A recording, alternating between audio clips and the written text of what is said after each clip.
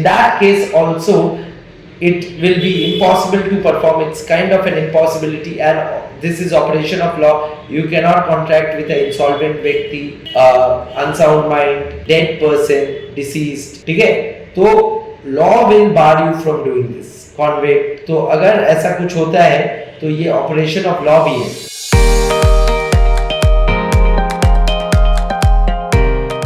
Okay guys, a very warm welcome to today's session. जैसे कि आप लोग को पता है, हम लोग इंडियन कॉन्ट्रैक्ट एक्ट पढ़ रहे थे और उसमें यूनिट 4 हम लोग पढ़ रहे थे सितंबर 2025 में एग्जाम्स के लिए हम लोग, और उसके साथ साथ यूनिट 5 एंड यूनिट 4 आज करने वाले हैं इस क्लास में. यानी कि यूनिट 4 था performance of contract, unit 5 was what? Unit 5 was आपका ब्रीच ऑफ कॉन्ट्रैक्ट. ये दोनों यूनिट्स आज करने वाले हैं. यूनिट 5 हम लोग चालू करेंगे, शायद एक टॉपिक तक करेंगे, यूनिट 4 खत्म करेंगे. ये आज का एजेंडा है. ओके सर, अभी मेरे को जो बताना है वो है पहला चीज, एक क्विक रिवीजन हम लोग क्या किए थे. उसमें हम लोग देखेंगे बुक. याद है तो देखो, परफॉर्मेंस ऑफ कॉन्ट्रैक्ट में the first one was done. First one क्या है? By whom who can perform, liability of joint promisor and promisee, time and place of performance of contract, promise or performance of reciprocal promises बाकी रह गया था जो आज होगा, appropriation of payments and contracts which need not be performed का एक हद तक हो गया था. तो आज बाकी है 3 छोटा टॉपिक यूनिट 4 का. वो है reciprocal promises, number 2 is contracts which need not be performed का 5th point से, and number 3 is discharge of contract. तो आज का फ्लो कुछ ऐसा रहेगा. यूनिट 4 का class will start with contracts that need not be performed.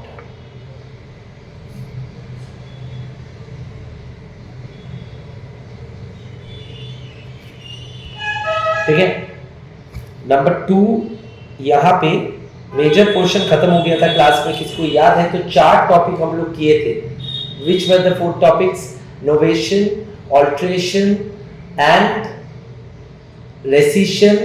And किसी को याद होगा तो लिख सकते हो चैट में. I want this class to be absolutely interactive. Novation किए थे, ऑल्ट्रेशन किए थे, रेसिशन किए थे और रेमिशन किए थे, रेमिट और वेव. ठीक है, तो ये 4 करने के बाद हम लोग बाकी पॉइंट्स, रिमेनिंग पॉइंट्स आज का क्लास में होगा. एंड उसके साथ डिस्चार्ज ऑफ कॉन्ट्रैक्ट होगा. एंड तीसरा जो बाकी रह गया था, रेसिप्रोकल प्रॉमिसेस परफॉर्मेंस बाकी रह गया था. रेसिप्रोकल प्रॉमिसेस भी होगा और इसके साथ यूनिट 4 डिस्चार्ज हो जाएगी. ओके, नाउ मैं एक बार बुक में जाता हूं और एक बार और दिखाता हूं कि कहां पे हम लोग थे. टॉपिक था contracts that did not be performed. देखो, ये हम लोग का था. ठीक है, ये हम लोग का हो गया था. क्या हो गया था सर? ये novation, rescission, alteration of contract section 62 we had done. And उसके साथ साथ मैं रेमिट या वेव भी करा दिया था. पॉइंट 2 टेक्निकली पॉइंट 3 से करना है. पॉइंट 2 में 4 पॉइंट आ गया था, novation, alteration, rescission and point 2 was रेमिशन. So these 4 were explained. Number 3 क्या बोल रहे हैं अभी देखते हैं. Restoration of benefit under voidable contract. This is the first topic of the day. Okay, I hope I am visible and audible to all of you, and all of you are paying rapt attention. एकदम सीख जाओगे और कभी exam तक नहीं लगेगा ये topics. Okay. So, first thing, the topic is restoration of benefits. क्या बेनिफिट्स का बात हो रहा है और किसको रेस्टोर करना पड़ेगा, किसको वापस देना पड़ेगा. देखो, restoration of benefits under void contract हो सकते हैं। मैं दोनों पॉइंट एक साथ स्केच करके सिखा दे रहा हूँ। बैक टू बैक 2 पॉइंट्स है, point 3 and 4 under voidable contracts and under void contracts. अच्छा, ऐसा हो सकता है आपको कोई फ्रॉड करके आपसे कुछ बेनिफिट्स ले लिया, या फ्रॉड करने की वजह से आपको, या कोएशन करने की वजह से एक गुंडा आया आपका घर में और आपको बोला घर खाली करो चलो, और ये लो 10 लाख रुपया। 10 लाख रुपया देके आपको घर खाली करने के लिए बोल के चला गया गुंडा। अभी आप क्या करेंगे? सिंपल, आप तो पुलिस स्टेशन जाओगे या वकील साहब को कॉल करोगे, और वकील साहब कहेगा ये तो कोएशन है, कॉन्ट्रैक्ट वॉइडेबल है। कॉन्ट्रैक्ट वॉइडेबल है मतलब it is at your option to maintain the contract और रेसिड द कॉन्ट्रैक्ट। ठीक है, अब मेरे को बताइए, ये अगर केस है तो इस केस में क्या होने वाला है? इस केस में सिंपली एक ही चीज होगा, आप वॉइडेबल अगर इसको बनाओगे, 10 लाख रुपया जो गुंडा ने आपको दिया खाली करने के लिए, क्या ये भी आप रख लोगे या वापस दोगे? कमेंट में लिख सकते हो। ऑफ कोर्स वापस देना पड़ेगा कानूनी तरीके में। ऐसा नहीं होगा कि कॉन्ट्रैक्ट भी नहीं बनेगा और गुंडे का 10 लाख भी आप मान लिए तो आप गुंडा का भी गुंडा हो। ठीक है, तो ऐसा नहीं करना, मतलब कर नहीं सकते हो। इसीलिए इसका भी राइट्स बोल दिया है, restoration of benefits received under voidable contracts and void contracts. मैं एक एग्जांपल से समझा दिया। कोएशन मतलब committing or threatening to commit any act forbidden by Indian Penal Code, और कोएशन करते हुए अगर कोई गुंडा आपको धमकी देके डरा के बोलता है कि घर खाली करो और ये 10 लाख रुपया इनाम रख लो चुपचाप, तो आप क्या करोगे? आप सिंपली उसको कोर्ट में जाके वॉइडेबल कराने का कोशिश करोगे, और कोर्ट में जाके वॉइडेबल कराने का कोशिश करने के लिए कोर्ट बोलेगा कि did you receive any benefit from him? आप तो बोलोगे फैक्ट्स, हाँ 10 लाख रुपया भी दिया, तो ये 10 लाख आपको वापस करना है, क्योंकि दैट्स रेस्टोरेशन ऑफ बेनिफिट। आप अनजस्ट किसी का पैसे से मजा नहीं कर पाओगे, सिंपल एज दैट। ठीक है, ओके। तो सर वॉइड कॉन्ट्रैक्ट में भी अगर कोई बेनिफिट मिला तो वो रिस्टोर करना पड़ेगा। हाँ, सपोज करो मैं किसी का कुत्ता खरीदने गया, पालतू कुत्ता, पेट डॉग, और जाके देखा वो डॉग मर गया और कॉन्ट्रैक्ट पहले ही हो गया, unaware of the fact that the dog is dead, subject matter does not exist. In that case also I am obliged legally to repay the amount, or the pet owner or the dog owner is obliged legally to repay me the amount which he has received, because it is a contract which is void due to mistake as to what? Mistake as to subject matter of the contract. Clear है सबको? जिसको clear है honestly अंगूठा दिखा दीजिए। Once again, बहुत simple case है कि डॉग खरीदने के लिए मैं किसी को पैसा दिया और डॉग मर गया बेचारा। डॉग जैसे ही मर गया, मेरे को पता नहीं था, जैसे ही हम लोग डॉग लेने गए तो डॉग ओनर कहा अरे ये तो अभी ठीक था, अभी हार्ट अटैक हो गया, ये सुन के कि आप खरीदने आ रहे हो। ठीक है, तो सर ऐसा गंदा एग्जाम्पल मत दीजिए, थोड़ा बहुत देता हूँ। ओके, नाउ डॉग का ओनर को पता नहीं था, मेरे को भी पता नहीं था, हम लोग सौदा कर बैठे, बट ये पैसा जो मैं दिया, ये बेनिफिट उनको रिस्टोर करना चाहिए, उनको वापस देना चाहिए। किसको? मेरे को जो दिया। तो this is restoration of benefits under voidable and void contracts. No big deal, it's a very common sense वाला चीज। इसी को कानून लिख के रखा है एज सेक्शंस। सर कहाँ पे लिखा है? यहाँ पे। कहाँ पे लिखा है? देखो यहाँ पे, point number 3 under contracts which need not be performed, section 63 and 64 and 65। ठीक है, तो देखो obligations of persons who has received advantage under void agreement and voidable पहले था। अब इसके साथ 2 और पॉइंट है इस टॉपिक में, छोटा सा point 5 and 6।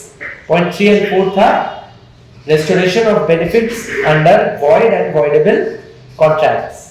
Point 5 and 6 are talking about communication of rescission. अगर rescind कर दो contract, मैं तुम्हारे साथ contract rescind या cancel कर दिया और तुमको बताया तक नहीं, मैं सब्सक्राइब किया था तुम्हारा सर्विसेज और तुम्हारा कॉन्ट्रैक्ट को कैंसिल कर दिया, रेसिंड कर दिया, और तुमको पता भी नहीं है क्योंकि मैंने बताया नहीं मेरा इंटेंशन, तुम सर्विस देने के लिए तैयार हो और तुमको पता नहीं है, तुम खर्चा करके सर्विस प्रोविजन भी कर लिए, अब बोलो, अब अचानक तुम मेरे को बिल भेजोगे तो मैं बोलूंगा कि भाई मैं तो तुम्हारा सर्विसेज नहीं लूंगा। तुम कहोगे ना कि भैया आप तो मेरे को बताया नहीं, क्योंकि 7-10 दिन तो लग जाता है अरेंज करने के लिए आपका सर्विसेज, आप 7-10 दिन के अंदर भी नहीं बताया, 1 महीना बाद जब सर्विस देने के बाद मैं बिल रेज किया तब आप बता रहे हो। So in that case I will be liable to pay to you, and hence communication of rescission is so important. ठीक है, ओके, यही बोला गया है, you have notice that contract voidable at the option of one or more of the parties can be rescinded, but rescission must be communicated to the other party in the same manner as a proposal is communicated। मतलब rescission तब तक rescission नहीं है जब तक offeree को पता ना चले, ऑफर जब तक ऑफर नहीं होता है जब तक ऑफरी को पता नहीं है। तो वैसे सेम मैनर में rescission को भी बताना पड़ेगा आपको कि contract is rescinded। Okay, lastly देखो effects of neglect of promisee to afford promiser reasonable facilities of performance।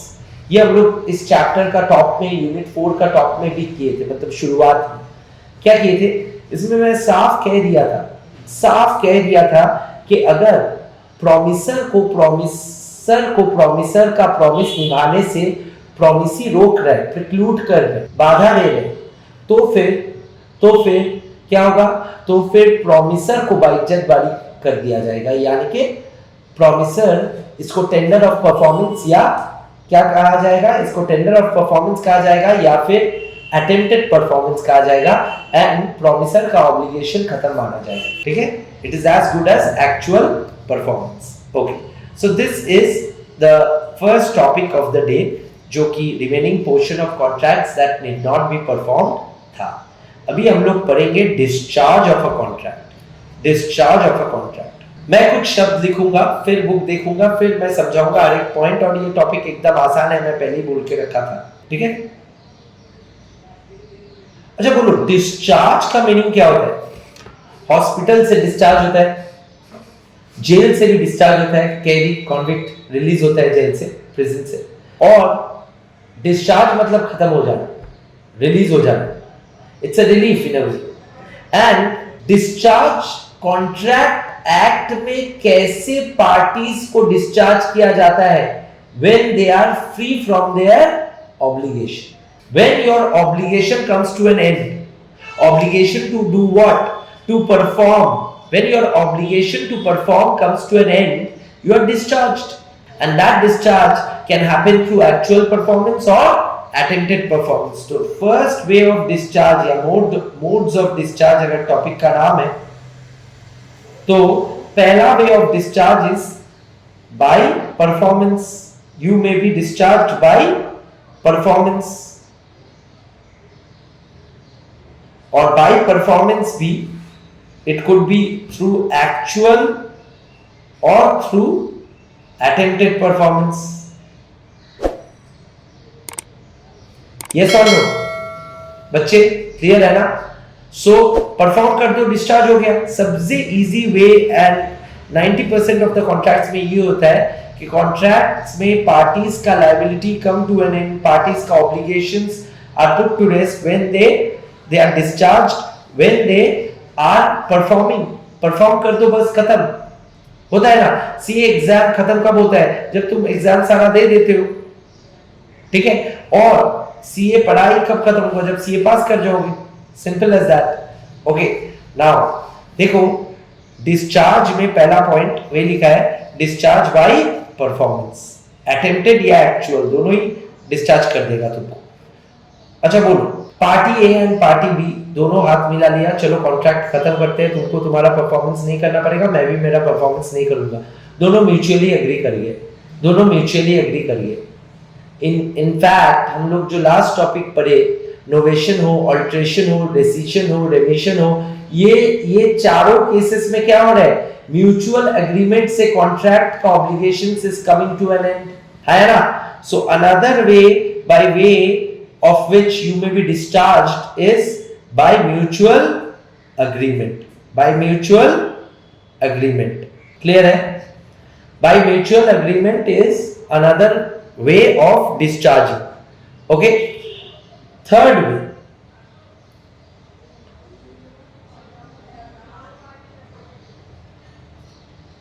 मैं लिख दिया बोर्ड में, impossibility of performance.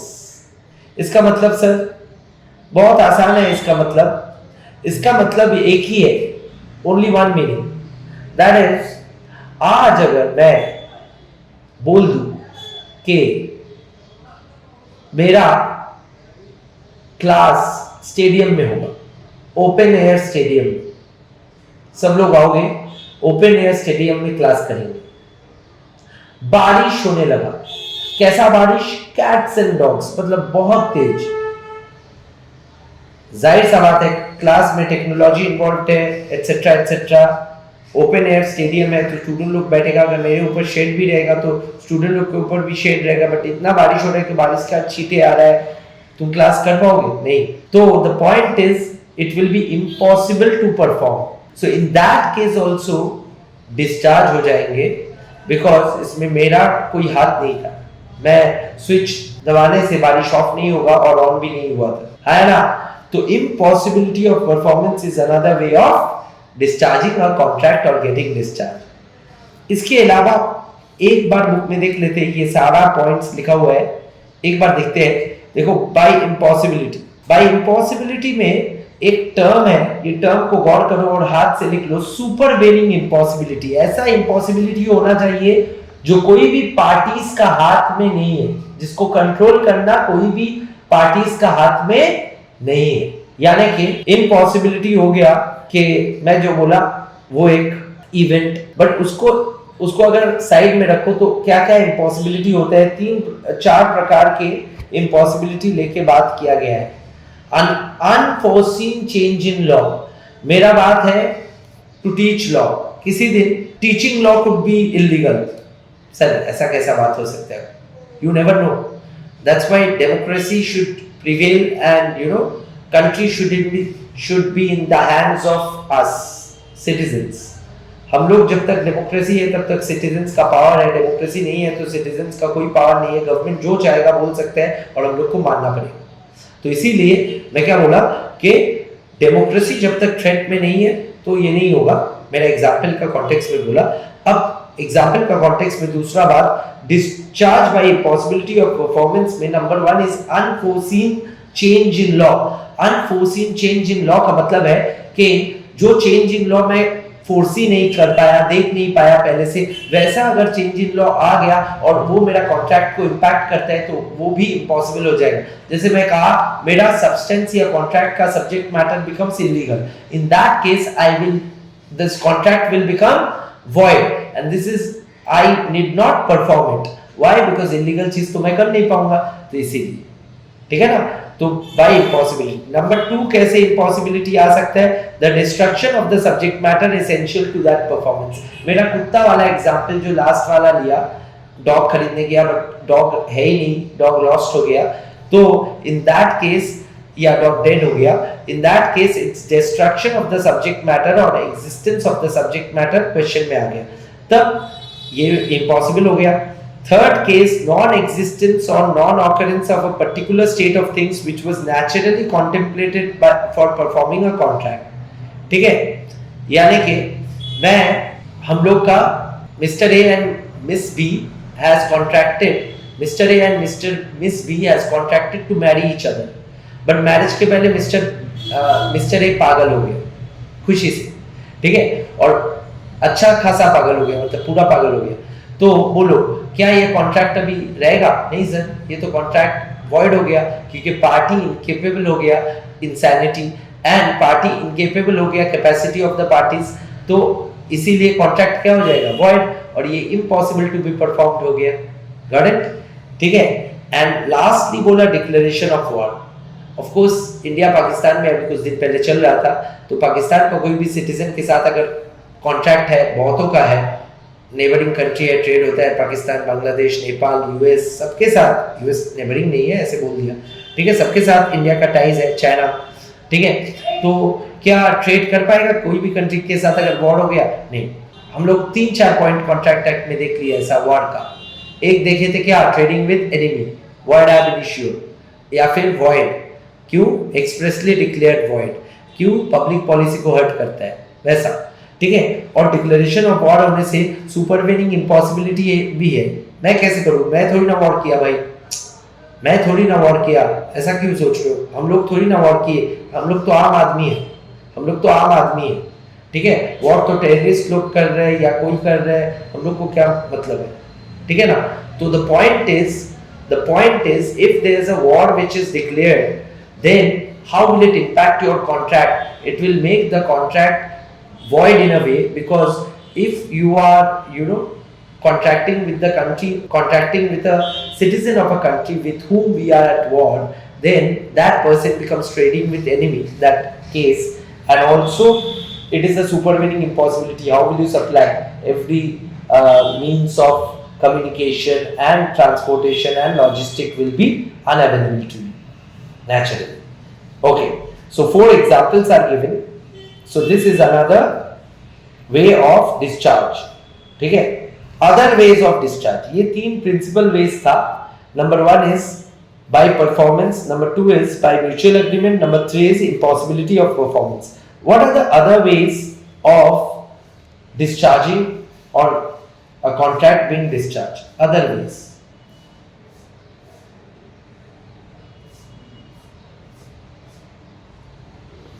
Other ways में मैं बता दूं, अदर वेज में नंबर 1 है, अदर वेज में नंबर 1 है discharge by lapse of time, discharge by breach of operation of law, discharge by breach and waiver, and उसके बाद कुछ नहीं, उसके बाद जो है मैं समझा दूंगा, ध्यान देना।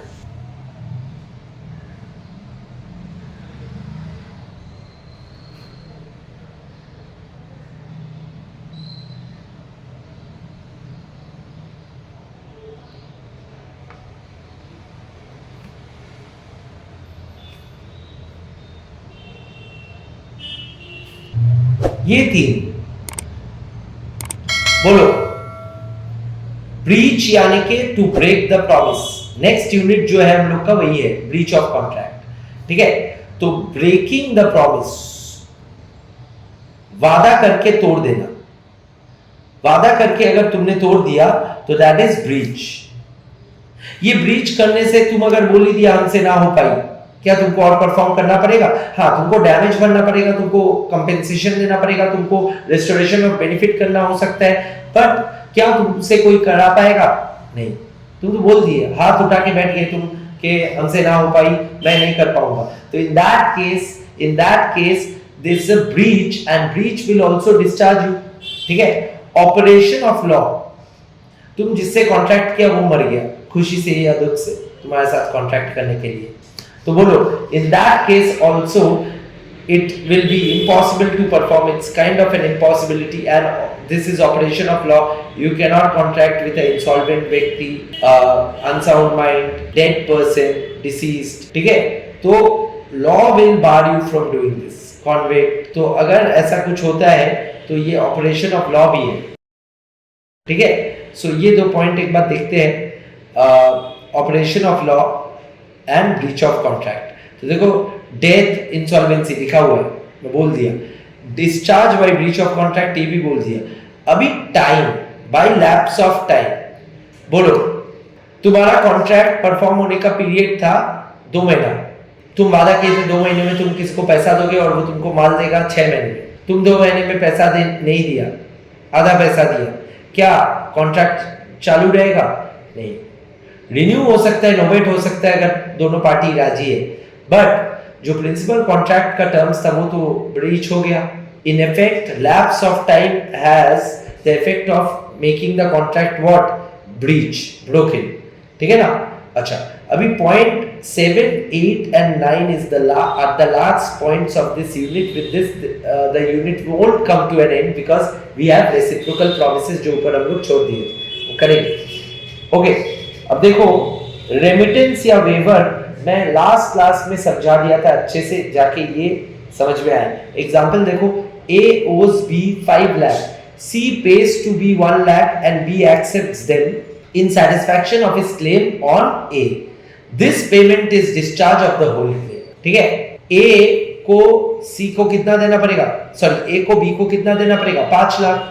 अब C बोला कि देखो A का आर्थिक अवस्था ठीक नहीं है, A इंसॉल्वेंट है, A का दिवाला हो चुका है, अभी A कुछ नहीं पे करेगा, तो मैं 1 लाख दे सकता हूं, तुम लोगे? अगर B मान गया तो इसका मतलब है discharge of whole contract of A हो गया. इसको वेवर, मतलब B छोड़ दिया बाकी. ठीक है, इसको वेवर बोला जा रहा है और यही है पॉइंट नंबर 7. अच्छा, 8 एंड 9 क्या बोल रहा है? ये नया कॉन्सेप्ट है. 9 is a new concept. 8 is not a new concept. New concept to you, it doesn't mean it never existed. It always existed, but a new concept to you. Merger of rights. अच्छा, merger of rights बोलने से पहले तुम ये example मेरे साथ देखो, बहुत इजी है. A took a land on lease from B. A ने B से लीज पे लैंड दिया, जमीन. Subsequently A ने परचेस कर लिया. Now A टेनेंट से क्या बन गया? Landlord. A has a bigger right on the land. So दो कॉन्ट्रैक्ट है, एक लीज कॉन्ट्रैक्ट और एक sale contract. Sale contract will supersede the lease contract because it is merging the right. अभी A ही खुद का ओनर बन गया लैंड का, जिस लैंड के लिए वो भाड़ा दे रहा था. तो दिस काइंड ऑफ एक कॉन्ट्रैक्ट जब दूसरा कॉन्ट्रैक्ट पे हावी होके दूसरा कॉन्ट्रैक्ट का राइट्स कॉन्ट्रैक्ट मतलब एक बिगर कॉन्ट्रैक्ट में आ जाता है, तो ऐसा कॉन्ट्रैक्ट को बोला जाता है मर्जर. ऐसा राइट्स का मर्जर को बोला जाता है मर्जर ऑफ राइट्स.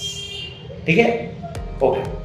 नाउ ये पॉइंट क्या है? Effects of neglect of promise to afford promisor reasonable facilities for performance. बहुत इजी है. Effects of neglect of promisee to afford promisor reasonable facilities of performance will make the promisor discharge. इससे भी discharge हो जाएगा. Promiser क्या बोलेगा कि भाई प्रॉमिसी अपना वादा नहीं निभाया, मैं तो वादा निभाया, मैं उसको जो परफॉर्म करने वाला था करने गया, बट वो बोला आज नहीं, मेरे को 1 साल बाद चाहिए. क्या तुम बैठे रहोगे 1 साल? नहीं, यू विल बी डिस्चार्ज.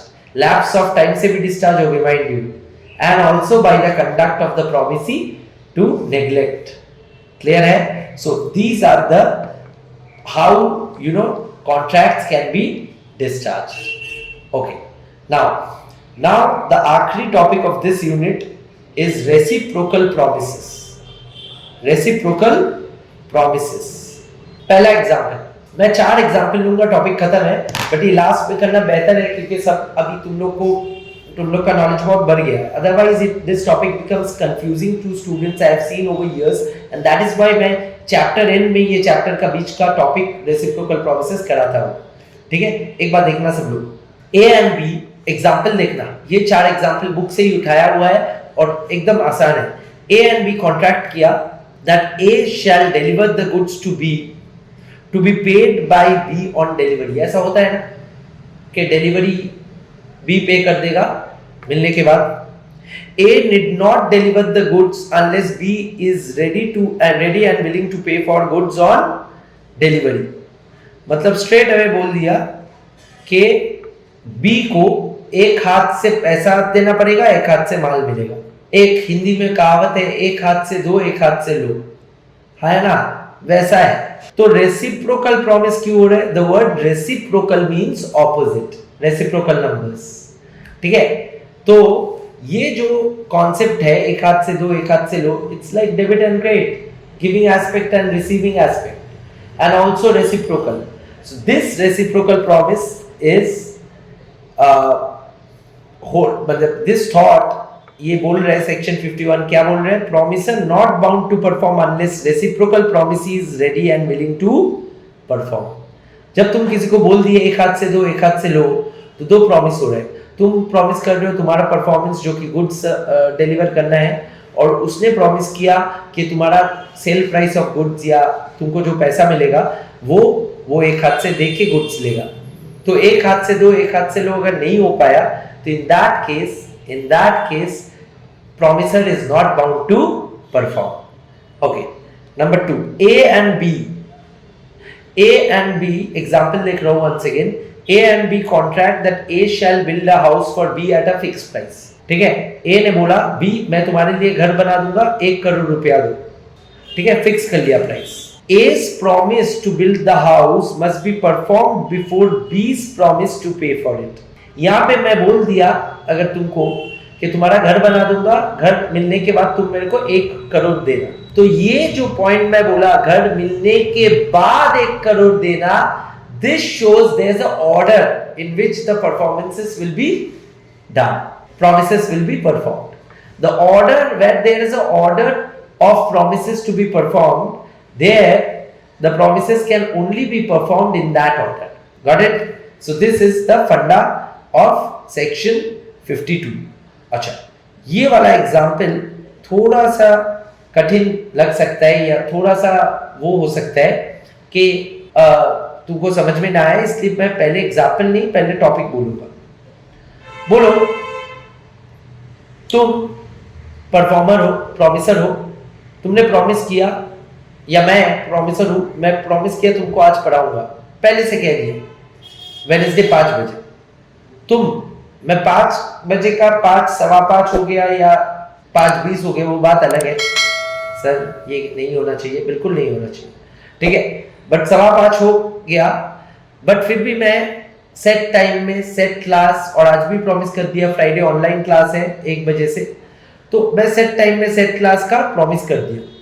अब मेरे को बताइए, बहुत सिंपल चीज है, अगर मैं ये मान लूं कि मैं आपका this entire thing of promise, me being promiser, where I have promised that I will take the class and I have come to the class and other students have not class, some students have come and some students have not come. In that case, what will be my remedy? Will I have to perform or will I be released from my performance? I will be relieved from my performance, and that is exactly a topic which we have done so many times now in this unit. इसीलिए मैं बोला comfort लगेगा. तो liability of party preventing event on which contract is to take effect is just like that, attempted performance की तरह. मतलब यहाँ पे पार्टी एक इवेंट को रोक दे रहे हैं जिसमें वो कॉन्ट्रैक्ट हुआ था, जिस इवेंट को बेस करके ये कॉन्ट्रैक्ट हुआ था. अब एग्जाम्पल पढ़ो, समझ में आ जाएगा, ठीक है. कौन सा वाला एग्जाम्पल पढ़ो? एग्जाम्पल 24 पहले पढ़ो. एग्जाम्पल 24, 23 घर में पढ़ना, 2 एग्जाम्पल है उसमें से एक पढ़ो, ठीक है. In a contract for sale of standing timber, ठीक है, टिम्बर यानी कि लकड़ी, टिम्बर का मतलब लकड़ी होता है, तो टिम्बर बेचने का कॉन्ट्रैक्ट में, ठीक है, स्टैंडिंग टिम्बर बेचने का एक कॉन्ट्रैक्ट हुआ है, ठीक है. The seller is to cut and cord it, seller cut करके उसको कॉर्ड करके देगा, ठीक है. Whereupon buyer is to take it away and pay for it. Buyer is to take it away and pay for it. Buyer इसको लेके पे करेगा. Seller cords only a part of the timber and neglects to cord the rest. Seller part cord किया, part perform नहीं किया. In that event, buyer बोल सकता है कि मेरे को full cord चाहिए, नहीं तो मैं नहीं लूंगा. ये होता भी है. तुमको अगर तुम फूड ऑर्डर करो, बहुत इजी एग्जांपल ले लो, तुम फूड ऑर्डर करो स्विगी में, ठीक है, और तुमको लेट्स से बिरयानी मिला, बट बिरयानी में मटन या चिकन या एग या वेज नहीं मिला, जो भी बिरयानी तुम ऑर्डर की, ठीक है. तुम क्या बिरयानी लेना पड़ेगा तुमको, या तुम बोलोगे मिसिंग ऑर्डर, और मिसिंग ऑर्डर में एक ही ऑर्डर था बिरयानी में मीठी मिस है, तो कैसे खा लोगे? तुमको थोड़ी ना स्विगी बोलेगा तुम राइस ले लो, राइस का पैसा दे दो, मीट का पैसा मैं वापस दे दूंगा, होता नहीं. तो तुमको फुल काम चाहिए, नहीं तो नहीं चाहिए, सिंपल एज दैट, यही बोला गया. Okay, now 4 and 5 and 6 very easy. 4, 5 and 6 अब ध्यान देना. 4 क्या बोला? 4 बोल रहे effects of default as to that promise which should be first performed in contract consisting of reciprocal promises. मैं बोला ना, ऑर्डर अगर परफॉर्मेंस का ऑर्डर पहले सेट हो गया, मैं घर बना दूंगा, तुम उसके बाद मेरे को 1 करोड़ देना.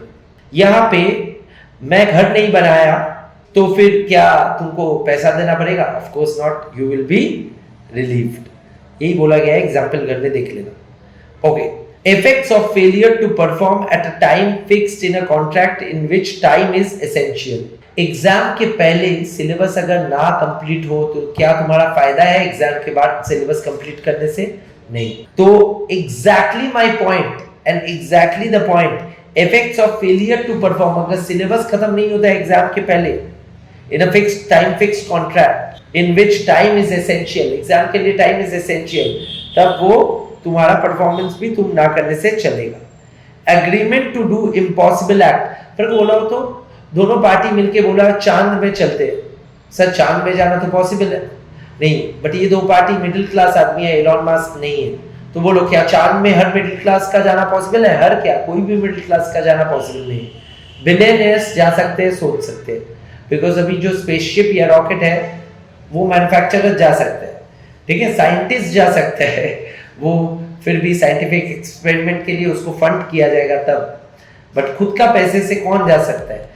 तो initial agreement to do impossible act बगल में लिख के रखो void ab initio, मतलब void from the beginning, ठीक है। now this impossibility could exist at the time of formation of contract form करते वक्त ही impossibility हो सकता है। this impossibility could be known to the parties, could be unknown to the parties, हो सकता है कि known है parties का कि ये इम्पॉसिबल है, तो फिर तो पार्टीज को पेनलाइज करना चाहिए, कानून बोलना चाहिए कि तेरा कॉन्ट्रैक्ट तो एकदम ही वॉइड है, तो क्यों किया इम्पॉसिबल एक्ट लेके। और दूसरा है may be this impossibility is unknown to the parties, फिर भी कॉन्ट्रैक्ट वॉइड ही होगा। एंड अगर कोई भी एक पार्टी को पता है दूसरा पार्टी को नहीं, तो जिस पार्टी को पता था इम्पॉसिबिलिटी उसको भरपाई देना पड़ेगा। एंड लास्टली इम्पॉसिबिलिटी ऐसा भी हो सकता है कि कॉन्ट्रैक्ट में शुरू से नहीं था बट बाद में आ गया, बट क्या हुआ, बाद में आ गया। इन सच अ केस इम्पॉसिबिलिटी अगर बाद में आता है इसको हम लोग बोलते हैं सुपरवेनिंग इम्पॉसिबिलिटी। क्या बोलते हैं? Supervening impossibility. सब्सिक्वेंटली जो अराइज करता है इम्पॉसिबिलिटी पहले से नहीं रहता है, ऐसा इम्पॉसिबिलिटी को हम लोग कहते हैं सुपरवेनिंग इम्पॉसिबिलिटी। लिख के रखो, any impossibility which arises post formation of contract is known as supervening impossibility, and the impossibility is not due to the action of any parties, ठीक है। ओके, यही था। लास्ट एक पॉइंट है, लास्ट दो पॉइंट है, उसके साथ हम लोग का ये यूनिट पूरा खत्म हो जाएगा, ध्यान देना।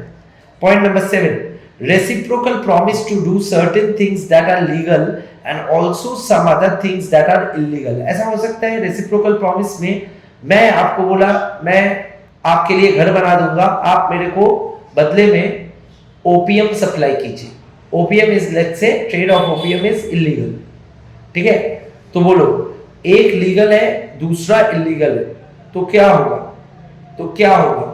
When persons reciprocally promise first to do certain things which are legal and secondly under certain specified circumstances to do certain things which are illegal। First set of promises, घर बना के पैसा दे दिया, इज लीगल। फिर घर को मैं बोला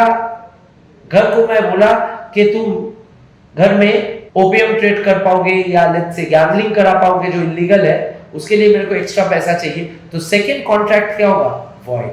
फर्स्ट कॉन्ट्रैक्ट क्या रहेगा? वैलिड। यही बोला गया है।